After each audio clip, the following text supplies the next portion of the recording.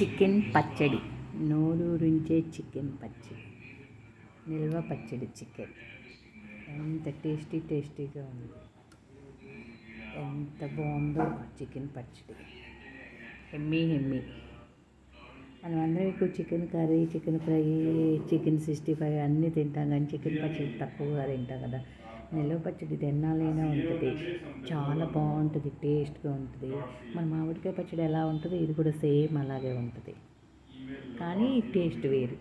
నిల్వ పచ్చడి ఎంత బాగుందో, చక్కగా ఫ్రెష్గా చేశారు. ఫ్రెష్ చికెన్ తీసుకొచ్చి చికెన్ పచ్చడి, నోరూరించే ఎమ్మీ చికెన్ పచ్చడి.